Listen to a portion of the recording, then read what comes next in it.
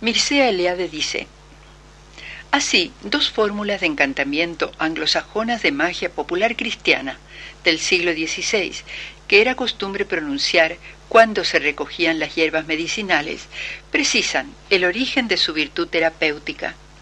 Crecieron por primera vez, es decir, ab origine, en el monte sagrado del Calvario, en el centro de la tierra. Salve, oh hierba santa que crece en la tierra. Primero te encontraste en el monte del Calvario. Eres buena para toda clase de heridas. En el nombre del dulce Jesús te cojo. 1584. Eres santa, verbena, porque creces en la tierra, pues primero te encontraron en el monte del Calvario. Curaste a nuestro Redentor Jesucristo y cerraste sus heridas sangrantes. En el nombre del Padre, del Hijo y del Espíritu Santo, te cojo. Se atribuye la eficacia de esas hierbas al hecho de que su prototipo fue descubierto en un momento cósmico decisivo en aquel tiempo, en el monte del Calvario. Recibieron su consagración por haber curado las heridas del Redentor. La eficacia de las hierbas recogidas solo vale en cuanto quien las coge repite ese acto primordial de la curación. Por eso, una antigua fórmula de encantamiento dice: vamos a coger hierbas para ponerlas sobre las heridas del Salvador. La segunda vida de Jesús. Y si Cristo no hubiese resucitado, nuestra predicación no tendría objeto, ni lo tendría tampoco vuestra fe, y hasta resultaría que nosotros somos falsos testigos de Dios, porque hemos dado testimonio en contra de Dios, diciendo que ha resucitado a Cristo, cuando de hecho no lo habría resucitado. San Pablo, primera epístola a los Corintios, 14:15. Veremos a continuación cómo Jesús, curado de sus heridas y abandonado el sepulcro, se pone en marcha para huir de sus enemigos, comenzando así una nueva etapa de su vida humana. La misma Biblia nos demostrará cómo la imagen de Jesús, vista después de su salida del sepulcro, es la imagen de un cuerpo humano físico, y no la imagen de un ente divino o espiritual. Ya vimos anteriormente cómo Jesús no salió sobrenaturalmente de su sepultura, sino que tuvo que retirarse la roca que cubría la entrada de la misma para que pudiera salir. Se trataba, por lo tanto, de un cuerpo físico que necesitaba un espacio físico para abrirse paso.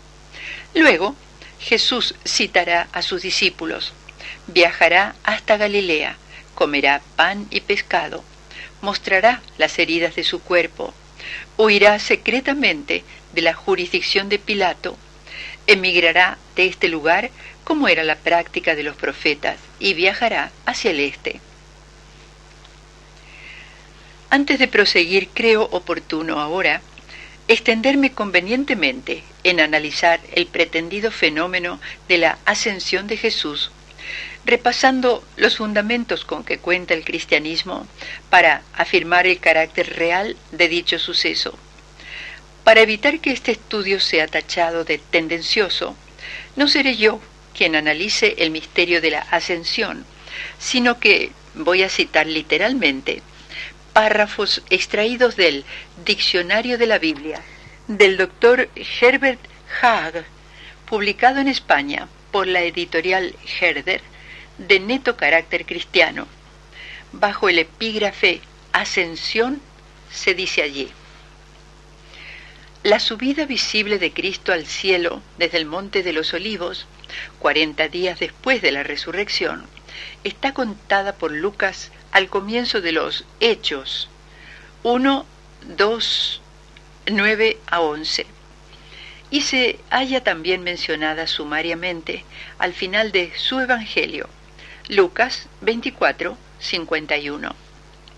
No es posible considerar el primero de estos relatos como una interpolación posterior, como quieren algunos críticos, pues la estructura literaria de los Hechos 1 1 a 11 concuerda perfectamente con la tesis del origen lucano de todo el relato. Tampoco es posible borrar de Hechos 1, 2 y Lucas 24, 51 la mención de ascensión, pues las omisiones de algunos códices de la familia occidental no parecen ser primitivas, sino que proceden de correcciones del texto. Así pues, es Lucas mismo quien cuenta este suceso al final de su primera obra y al comienzo de la segunda, no sin destacar en este segundo relato el intervalo de 40 días del que no se habla en el primero. La precisión topográfica que da a la escena sobre el Monte de los Olivos, Hechos 1:12, en las cercanías de Betania, Lucas 24:50, da claramente a entender que para él se trata de un recuerdo histórico concreto. La tradición local fijó espontáneamente este recuerdo en la punta más alta del Monte de los Olivos, y desde el siglo IV elevó allí mismo un santuario. Sin embargo, Lucas es, en el Nuevo Testamento, el único que presenta la ascensión de Cristo al cielo bajo esta forma de manifestación visible y reconocible en el tiempo y en el espacio. Los demás autores del Nuevo Testamento se contentan con afirmar, como consecuencia inmediata de la resurrección, que Cristo resucitado está en el cielo, donde se sienta a la diestra de Dios junto al Padre, en la gloria, sobre una nube, sobre las potestades celestes, y que desde allí ha de volver en la parusía. Esta permanencia en el cielo, después de la vida terrestre, supone, naturalmente, una ascensión de Cristo, que sin embargo se pasó generalmente en silencio, y aún aquellos que expresamente la mencionan ofrecen más bien una confesión de fe que la descripción de un fenómeno visto por ellos. La unicidad del testimonio lucano influye también en la tradición primitiva cristiana, que al principio parece mostrarse insegura y fluctuante. Solo en el siglo IV es universalmente conocido entre los padres el relato de Hechos. Se refiere a Hechos de los Apóstoles. Antes, algunos no mencionan en absoluto el suceso. Clemente de Roma, Didaqué, Ignacio, Policarpio, Hermas. Y aún aquellos que lo mencionan no están de acuerdo sobre su modo y fecha. En realidad, solo algunos tratan de decir algo más preciso sobre el modo de la ascensión, y entonces lo hacen mediante amplificaciones desprovistas de valor histórico. Más numerosos son los testimonios que dan una fecha para la ascensión de Cristo, pero también aquí con notables divergencias. Ya Lucas 24:51 y Juan 20:17 parecen colocarla en el día de Pascua, y del mismo modo proceden otras citas que aparecen en diversos códices y evangelios apócrifos. Para otros, en cambio, pasan más de 18 meses, según los valentinianos y ofitas, y según Ireneo, y hasta 12 años en la Pistis Sofía. Algunos padres, en fin, como Justino, Tertuliano, Eusebio y Jerónimo, hablan ora de una subida de Cristo a los cielos el día de su resurrección, ora de una ascensión después de 40 días.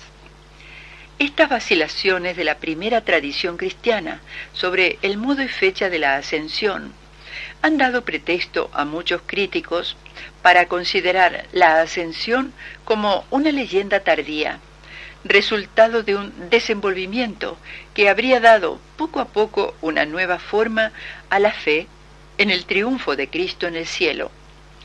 Este magnífico triunfo sobre la muerte se habría entendido en un principio de manera puramente espiritual, y sólo habría afectado al alma de Jesús, y en este sentido se habría hablado de una ascensión de Cristo inmediatamente después de su muerte. Solo más tarde por motivos apologéticos, se buscó dar a este triunfo una forma más concreta y se extendió también al cuerpo del Señor. De ahí el materializar las cristofanías mediante apariciones del resucitado, perceptibles por los sentidos, con un cuerpo palpable que comía y bebía. A esto habría seguido la leyenda del sepulcro vacío y finalmente la escena de la subida visible del cuerpo al cielo. Aparte de que tales teorías no hacen justicia al valor histórico de los relatos del Nuevo Testamento, su fallo capital consiste en que suponen una idea de la inmortalidad que es mucho más griega que semítica. Para los semitas, como lo eran los apóstoles, la victoria de Cristo sobre la muerte era inconcebible sin el triunfo de su cuerpo, porque la muerte es el castigo del pecado, que afecta al cuerpo tanto como al alma, o mejor aún, al alma, pero pasando por el cuerpo, y la victoria sobre el pecado, en que consiste la obra redentora de Cristo, ha de establecer su integridad primitiva al cuerpo tan necesariamente como al alma. Es por tanto indudable que si los primeros discípulos creyeron absolutamente en el triunfo de su Maestro sobre el pecado y la muerte, no pudieron menos de creer precisamente en el triunfo de su cuerpo resucitado y entrado en la gloria divina. Una fe que se imponía en virtud del hecho cierto y perceptible por los sentidos de sus apariciones. Además, la fe en la exaltación del cuerpo resucitado de Cristo al cielo no es más que la consecuencia necesaria y el complemento ineludible de la fe en su resurrección. Sin embargo, sí es cierto que la vacilación de la tradición neotestamentaria y primitiva cristiana no justifica la tesis negativa de los críticos, merece no obstante atención e invita a penetrar mejor en el misterio. Dos momentos parece hay que distinguir en él claramente. A. La exaltación de Cristo junto al Padre en el cielo. Y B. La manifestación externa de su subida en el Monte de los Olivos. A. La exaltación o glorificación en el cielo es el aspecto esencial, el contenido inmediato de este dogma de fe. Esta entrada del cuerpo de Cristo en la gloria del reino escatológico representa efectivamente las primicias, la prenda y hasta la causa de nuestra propia glorificación y por ende de nuestra salvación definitiva. Ella forma el comienzo germinal del nuevo mundo regenerado hasta en su esencia física por el sacrificio de Cristo. En ese nuevo mundo, el cuerpo glorificado de Jesús constituye, por decirlo así, como la célula originaria, como la causa ejemplar y eficiente de la regeneración del cuerpo de los cristianos y por ella de todo el universo. No es suficiente que el cuerpo de Cristo saliera victorioso del sepulcro. Tenía que entrar en el mundo divino al que Él nos introduce a todos. Y este mundo divino fue en todo tiempo, y lo es forzosamente para nuestra imaginación humana, el mundo del cielo encima de la tierra. Pero esta entrada en la gloria es un hecho absolutamente sobrenatural, que de suyo escapa a la experiencia de los sentidos, por lo que los testimonios del Nuevo Testamento, incluso el de Lucas, renuncian a describirlo. Sin embargo, es un hecho real e histórico que se cumplió en un momento determinado del tiempo. Este momento no es evidentemente otro que el momento de la resurrección. Tan pronto como el cuerpo de Jesús sale del sepulcro por virtud del Espíritu, pertenece al mundo escatológico de la gloria y entra en él con pleno derecho. Así se expresan la mayor parte de los textos del Nuevo Testamento, que presentan el resucitar de Cristo y su sentarse a la diestra de Dios como dos aspectos inseparables de un solo y mismo triunfo glorioso. Así habla expresamente Juan 20:17, donde Cristo instruye a María Magdalena, en el sentido de que él ya no se halla en el mismo estado de antes, cuando libremente lo podía tocar, y le da el encargo de notificar a sus apóstoles que está próxima su ascensión, e incluso que será inmediata.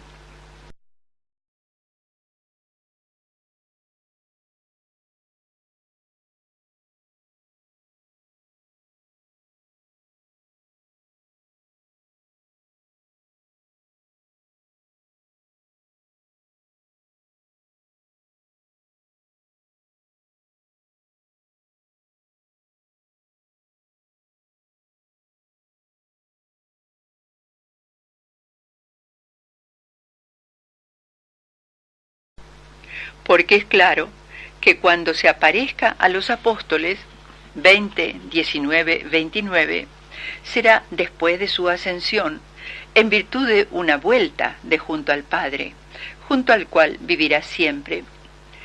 De este texto puede, a lo sumo, deducirse un breve intervalo entre resurrección y ascensión, que se explica suficientemente por el fin pedagógico del relato, como se indica por el diálogo con Magdalena.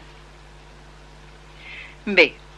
Ahora bien, la manifestación visible sobre el Monte de los Olivos no está en manera alguna en contradicción con este primer y decisivo triunfo que hubo de darse en el mismo día de Pascua, porque pertenece a un orden completamente distinto, como lo evidencia el mismo relato de Lucas.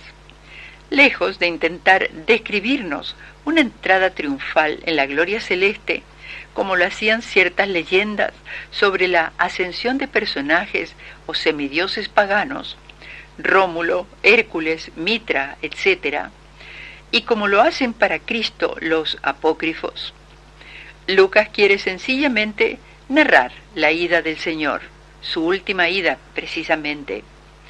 Los rasgos discretos y tradicionales con que se pinta la escena tratan de indicar que ha terminado el tiempo de las familiares conversaciones con Jesús y que éste no había de volver hasta la parusía. Las palabras de los ángeles a los discípulos y la nube, cotejo tradicional de las manifestaciones escatológicas. Lucas 21:27, Marcos 14:64, Apocalipsis 1:7, 14:14 y siguientes. Confrontar 1, Test 4, 17, Apocalipsis 11:12. No quieren decir otra cosa. También el número de 40 días puede tenerse por elemento tradicional y no hay que entenderlo demasiado literalmente. ¿Acaso piensa Lucas en los 40 días que Cristo pasó en el desierto antes de manifestarse en su vida pública? Lucas 4:2. Como 40 días también precedieron, después de su resurrección, a su manifestación en la iglesia. Porque lo que a Lucas preocupa sobre todo en esta marcha última del Señor resucitado es que esta partida precede a la escena de Pentecostés y la prepara, es decir, precede a la efusión del Espíritu Santo 50 días después de la resurrección, la cual inaugura el establecimiento del reino de Dios en este mundo. Vista de esta manera, la aparición sobre el Monte de los Olivos, únicamente relatada por Lucas, no está en contradicción con la primera y esencial subida de Cristo a la gloria, que hubo de acontecer el día mismo de la resurrección. Es más bien su complemento y sello.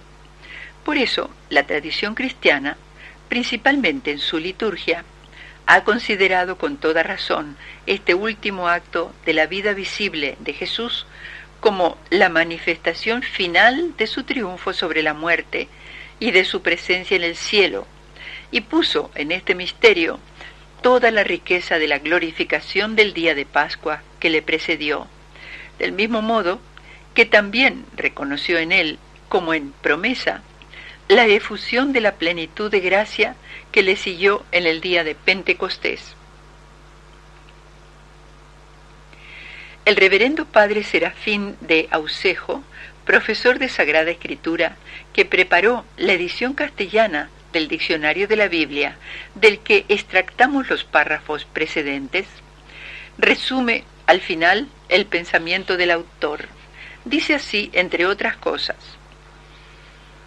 el hecho en sí de la ascensión a los cielos el día mismo de la resurrección es algo sobrenatural, no perceptible por los sentidos humanos, pero absolutamente cierto, real e histórico.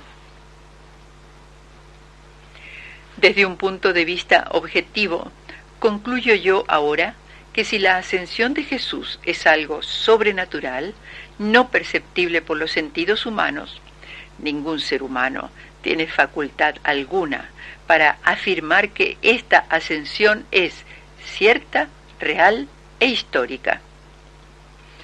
Por otra parte, después de releer una y otra vez el análisis que acabo de exponer del misterio de la ascensión de Jesús, se llega a la conclusión de que la tal ascensión tenía necesariamente que constituir, para saciar los apetitos de la mentalidad humana, en cuanto a un final feliz del misterio personificado por Jesús, la consecuencia lógica de la resurrección. El paso siguiente al de la resurrección era que Jesús quedara localizado en el cielo. Dicho de otra forma, si había habido resurrección, tenía que haber también ascensión, porque de no existir este segundo paso, el primero carecía de sentido. De modo que la ascensión no parece ser un hecho constatado efectivamente, sino un fenómeno creado por un proceso de deducción lógica en la mente humana. Por ende, la ascensión está condicionada por la resurrección, lo que quiere decir que sólo pudo haber ascensión si previamente o simultáneamente hubo resurrección. O sea que no hubo ascensión de Jesús si no hubo resurrección del mismo. Y la resurrección de Jesús, lo vimos ya y lo veremos aún en las páginas siguientes, difícilmente pudo tener lugar si Jesús, como parece ser, no murió en la cruz.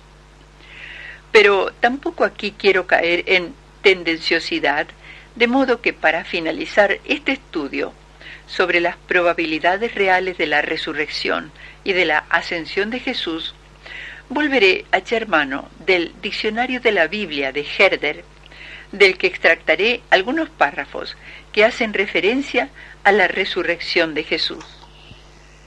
Dice así: la única prueba de la resurrección de Jesús, punto central de la predicación apostólica, decisivo para el cristianismo, la hallamos en fuentes cristianas.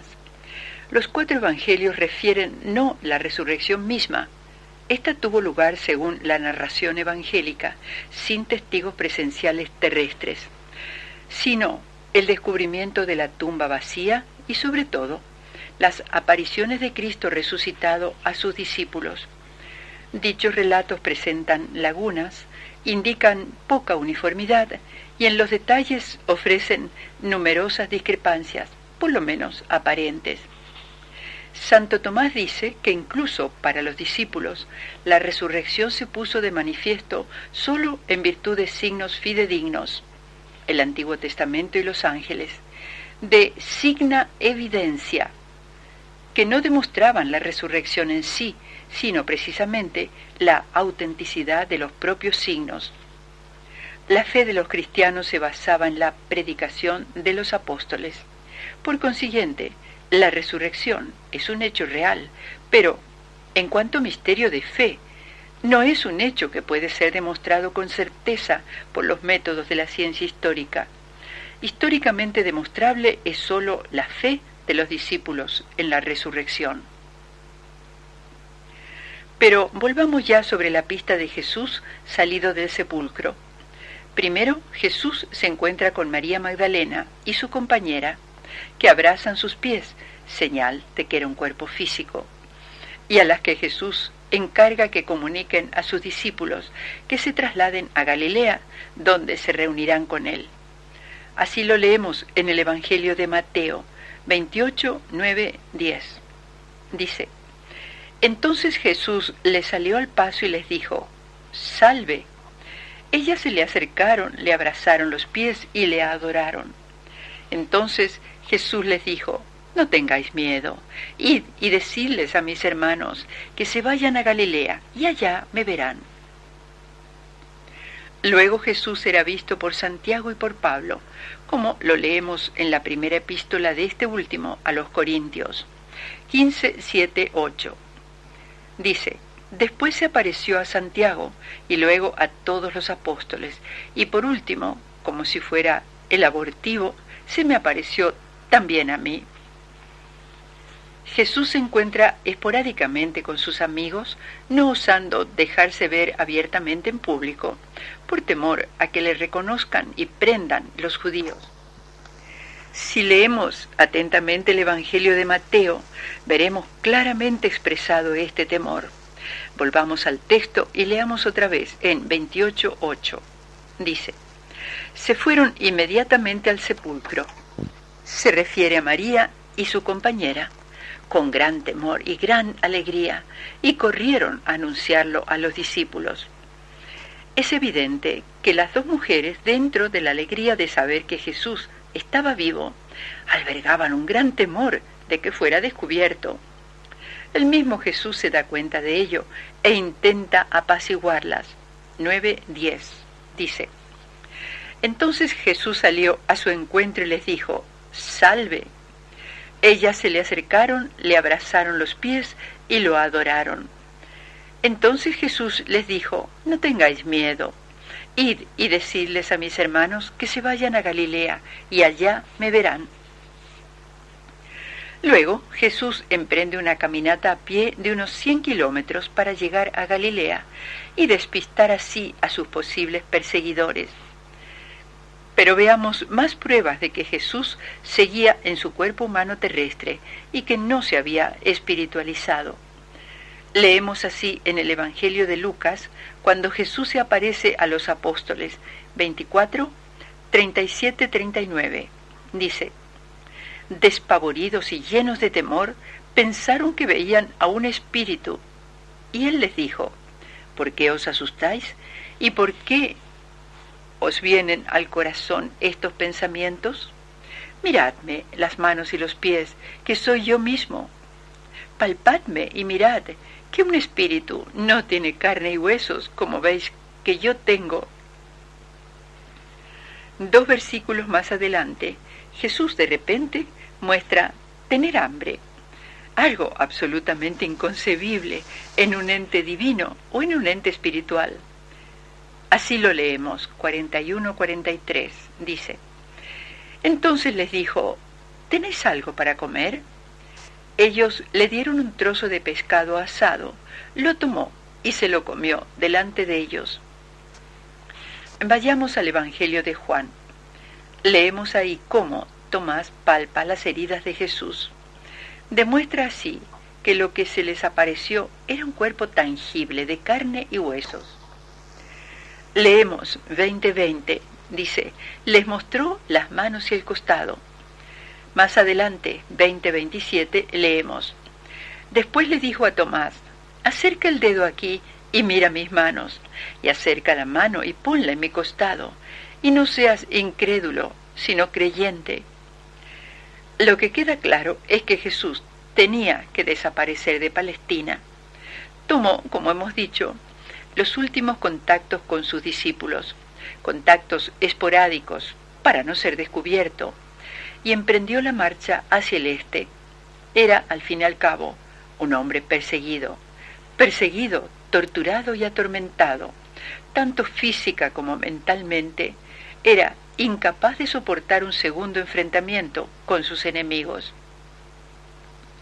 Para no ser descubierto, incluso se disfraza durante los últimos días de su estancia en Palestina, como lo demuestra el texto del Evangelio de Marcos 16:12. Dice: «Después de esto, se apareció en una figura distinta a 2 de ellos que caminaban e iban hacia el campo». Pero aparte de que ahora se veía forzado a huir, Jesús tenía de todos modos que acabar de cumplir la misión para la que fue enviado. De haber muerto efectivamente en la cruz, Jesús habría fracasado en el cometido que le fue asignado. Quiero decir que Jesús no debía morir sin haber buscado y salvado a las tribus perdidas de Israel.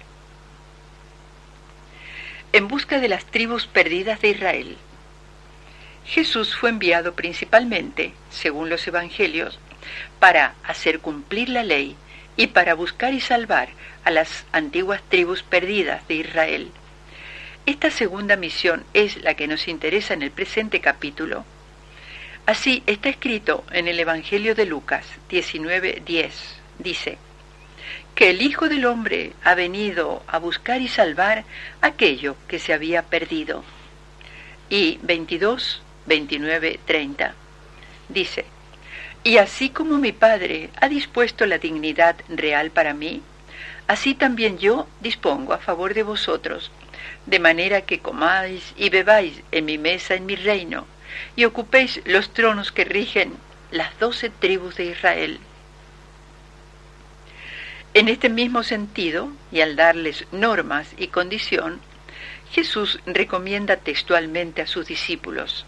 Dice, Mateo 10, 5, 6, no os encaminéis a tierras de paganos, ni entréis en la ciudad de los samaritanos, dirigíos más bien a las ovejas perdidas de la casa de Israel.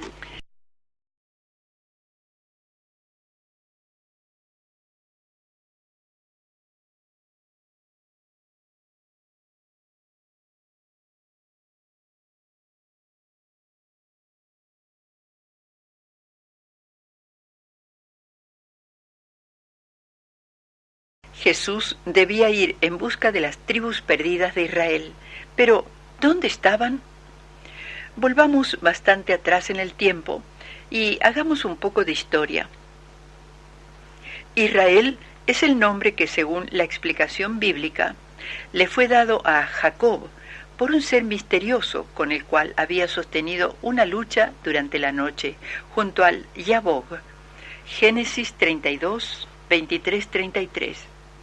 O por Dios, cuando se le apareció en Bet-El, Génesis 35, 10. De todas formas, la imposición de este nombre obedece a la idea de presentar a Jacob como padre de los hijos de Israel.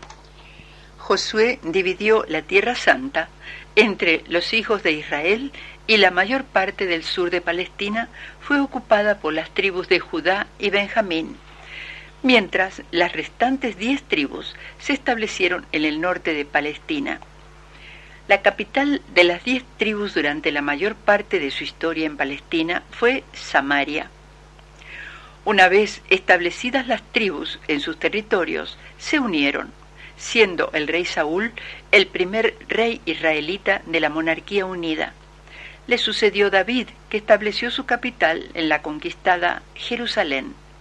Su hijo Salomón construyó el espléndido templo para la adoración de Yahvé. Edificó igualmente un túmulo junto al templo y en su cima levantó un pequeño templo para sí mismo, en el que más tarde sería enterrado. El túmulo fue conocido con el nombre de Salomón y el templo, con el tiempo, se fue conociendo como el trono o la puerta de Salomón. Pero pronto el reino de Israel se dividirá. Apenas ascendido al trono el sucesor de Salomón, una revolución capitaneada por Jeroboam separa para siempre a 10 de las tribus de Israel de la casa de David.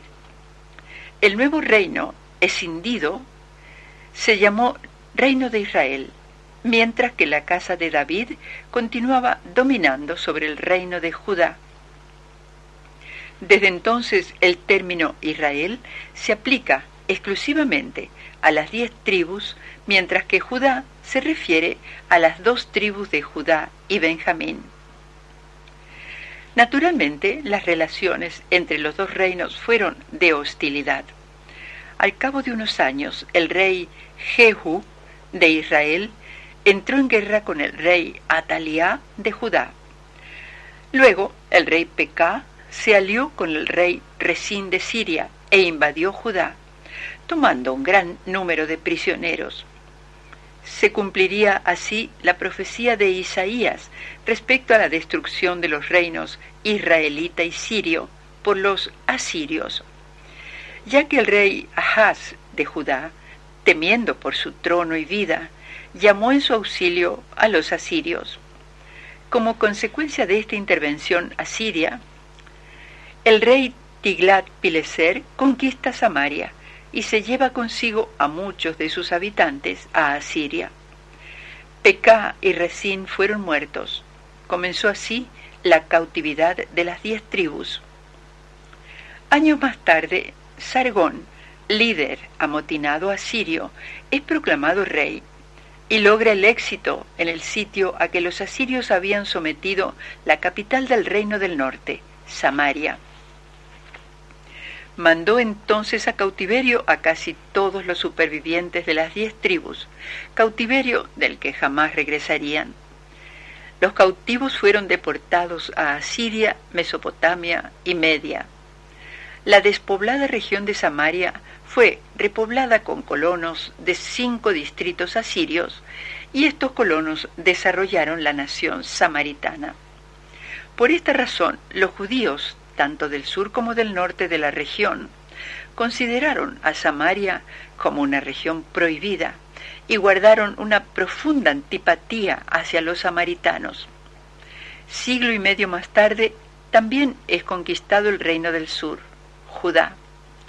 El rey Nabucodonosor de Babilonia, el nuevo reino de los caldeos, sucesor del destruido reino asirio, invade Judá y conquista y destruye su capital, Jerusalén. El templo de Salomón es incendiado. La clase selecta de la población es conducida al exilio, al cautiverio de Babilonia, en 2 tandas de deportaciones. Comienza a partir de ahora una nueva etapa en la historia de los israelitas. Capturada Babilonia por Ciro, este decreta la libertad para los prisioneros. Como leemos en el libro bíblico de Esdras, Ciro puso todo su empeño en que los israelitas regresaran a Jerusalén y reconstruyeran allá el gran templo. Sin embargo, y en contra del decreto de Ciro, a los judíos no se les permitió volver, ya que los nuevos habitantes temieron que con su regreso ellos quedarían desprovistos de sus posesiones. Ténganse en cuenta que la libertad de los judíos no significaba que se independizaban del imperio persa, ya que Judea continuaba siendo parte del imperio, y el gobernador de Judea dependía de los reyes persas. Entra ahora en escena Darío, el rey de reyes. Forjó un vasto imperio que se extendía desde el archipiélago griego en el oeste hasta la India en el este, llegando por el norte hasta Bactria o Afganistán. Darío invadió la India con un ejército inmenso. El imperio persa fue disgregado por los bactrianos, escitas y partos. El imperio de los partos se extendía por el este hasta el río Jhelum en la India. Vemos así claramente cómo las 10 tribus de Israel se han ido transformando en súbditos de diferentes reinos. Por otra parte, sin embargo, el Antiguo Testamento no menciona en ningún lugar el retorno de las 10 tribus a Palestina. Y Thomas Holditch escribe en su obra Las puertas de la India, página 49. Dice: con la destrucción final del reino asirio, perdemos de vista a las 10 tribus de Israel, que por más de una centuria se habían entremezclado con las gentes de Mesopotamia y Armenia. La historia no nos transmite noticias sobre su existencia nacional. En el segundo libro de Esdras, 13, 29, 36, libro que, al igual que el primero, fueron aceptados por la Iglesia como palabra de Dios y rechazados más adelante en el Concilio de Trento como no inspirados, se afirma que las 10 tribus deportadas de Israel jamás regresaron a su propio país y que marcharon aún más lejos de este, es decir, aún más hacia el este. Se dice ahí también que para alcanzar el país al que fueron, tuvieron que andar un largo camino que duraría año y medio y que la región a la que iban se llamaba Azaret. Por su parte, Al-Aj Kawaja Nasir Ahmad nos recuerda que la obra Tabakat y Nasiri afirma en su página 179 que en tiempos de la dinastía Shansabi, un pueblo llamado Bani Israel, los hijos de Israel, vivían en Nazaret dedicados al comercio. Sigue luego Nasir Ahmad citando a Thomas Ledley, que en su libro More Ledleyan, publicado en 1898 en Calcuta, y escribiendo acerca del origen de los afganos, da razones que conectan a Azaret con el distrito Hazara de la provincia norteña del Pakistán. Y la región de Cachemira está pegada a la región de Hazara, pero la frontera antigua de Hazara estaba situada al otro lado del Indo y más arriba, cerca de Chilas, penetraba en territorio cachemir. Nasir Ahmad se extiende luego en una larga explicación de cómo, en aquellos tiempos, los conquistadores de nuevos reinos colonizaban los territorios conquistados, en gran parte con sus cautivos, con el fin de abrir nuevos centros de civilización y de comercio. Afirma entonces que no habría nada más natural que el hecho de que Tiglat-Pileser, que extendió sus conquistas en Asia hasta el borde mismo de la India, o también Sargón o Nabucodonosor, hubieran deportado una parte de la nueva nación israelita para colonizar sus posesiones del este. Luego, y después de constatar que los grandes conquistadores en su marcha hacia el oriente llegan justo hasta los límites occidentales de la India, al Punjab, al Valle del Indo, concluye que este fenómeno se debe a la causa natural de que allí, en el Valle del Indo, el hombre occidental se da cuenta de las rudas condiciones climatológicas que imperan en las llanuras de la India. Allí detuvieron su avance Tiglat-Pileser, Darío y Alejandro Magno. Argumenta más adelante Nasir Ahmad que si las 10 tribus avanzaron con los conquistadores hacia los lejanos países del este, se habrían detenido justamente donde había terminado la penetración de estos. Tenemos motivos entonces, dice, para suponer que podemos encontrar a las 10 tribus perdidas de Israel en Afganistán, Gag, Bujara, Jurasán, Kokand, Samarcanda y el Tíbet, y también en China occidental y en la India, en el norte del Pakistán y en Cachemira. Existen remanentes israelitas, naturalmente, que pueden encontrarse en Mesopotamia y en países más occidentales, y es extraordinariamente significativo el hecho de que mientras los judíos de Palestina, Arabia, Turquía, Mesopotamia y Persia se denominan a sí mismos judíos, los que viven más allá de Persia, o sea, al este de Persia, se autodenominan Bani Israel, o sea, los hijos de Israel.